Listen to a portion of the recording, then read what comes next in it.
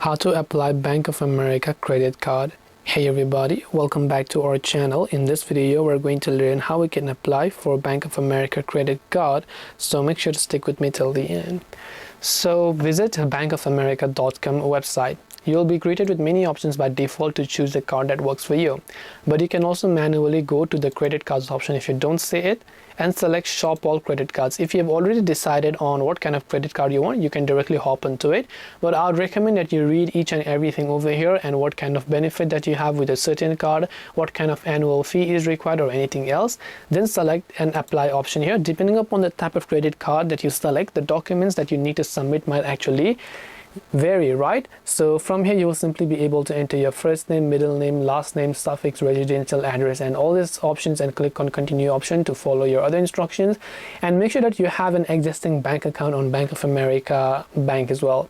So I hope that this video helped you as to how you can go ahead and then basically apply for Bank of America. Hope this video was very helpful. If you have any questions, feel free to leave them down. Thank you for watching till the very end, and as always, see you soon in the next video.